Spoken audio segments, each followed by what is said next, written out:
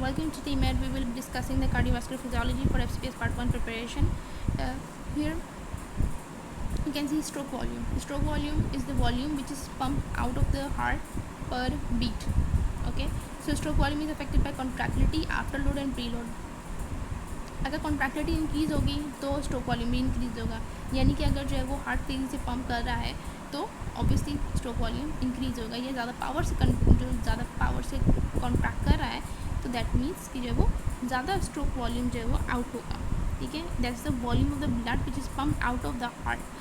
And अगर जो है वो प्रीलोड इंक्रीज़ है, यानी कि जो पीछे से जो ब्लड अमाउंट आ रही है, जो उसका प्रेशर आ रहा है, जो वॉल्यूम आ रहा है, अगर जो प्रीलोड जो है वो इंक्रीज़ हो जाएगा तो फिर हार्ट स्ट्रोक वॉल्यूम भी इंक्रीज़ हो जाएगा.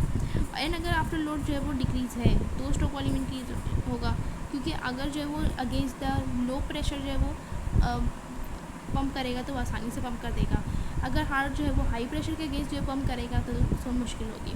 ठीक है, फॉर एग्जाम्पल पल्मोनरी हाइपरटेंशन, जहाँ पे जो है वो पल्मोनरी वेन का जो प्रेशर है वो इंक्रीज होता है, तो वहाँ पर जो स्ट्रोक वॉल्यूम होगा क्योंकि वो अगेंस्ट द प्रेशर जा रहा है तो हार्ट के लिए वो पंप करना मुश्किल होगा, तो वहाँ पर स्ट्रोक वॉल्यूम जो है वो कम हो सकता है.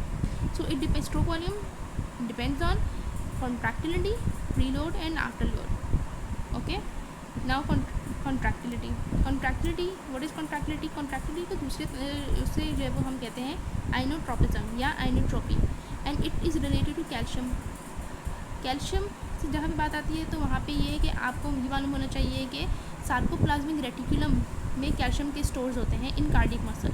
ओके, फॉस्फोलैम्बिन फॉस्फोराइलेशन के through active calcium ATPase pump के थ्रू जो है वो कैल्शियम स्टोरेज होती है into the sarcoplasmic reticulum. This is a very important point that the phospholamban phosphorylation active leads to active calcium ATPase pump and it causes increase in the calcium storage in sarcoplasmic reticulum.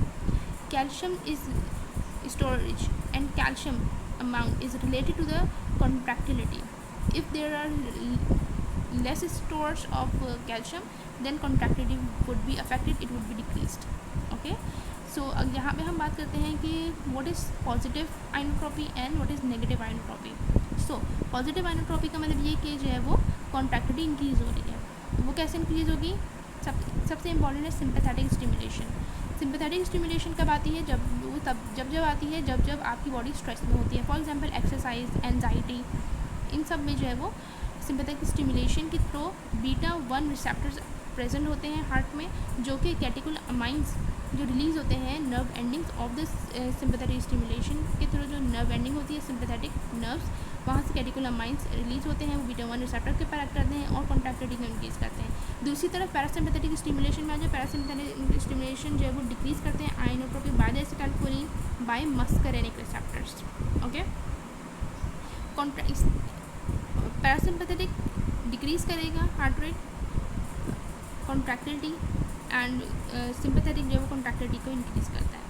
Cardiac glycoside digitalis increases the contractility by sodium potassium pump blocking and increase in the intracellular sodium, decrease in sodium calcium exchanger activity, thus leads to increase in intracellular calcium.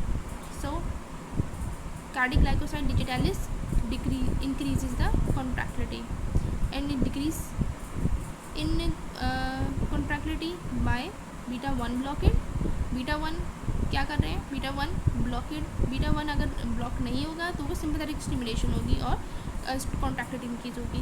β1 अगर block हो जाएगा तो obviously sympathetic activity नहीं हो पाएगी वहाँ पे, तो वो डिक्रीज हो जाएगी कॉन्ट्रैक्टिलिटी.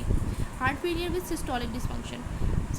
सिस्टोलिक डिस्फंक्शन मतलब ये है कि सिस्टोलिक मतलब जब ये कॉन्ट्रैक्ट होगा, अगर डायस्टोलिक है तो मतलब ये कि जब रिलैक्सेशन होगी, जब उसमें फिलिंग होगी, और कॉन्ट्रैक्शन जो है वो होती है सिस्टोलिक टाइम में. सो अगर हार्ट फेलियर है विद द सिस्टोलिक डिस्फंक्शन तो obviously the contractility will be decreased. Acidosis causes decrease in contractility, hypoxia और hypercapnia, decrease PO2 and increase PCO2, and non-dihydropyridine calcium channel blockade. Okay, so these are some important points to be memorized. Then we have preload. Preload is end diastolic volume is related to the right atrial pressure. Afterload for left ventricular left ventricle is aortic pressure.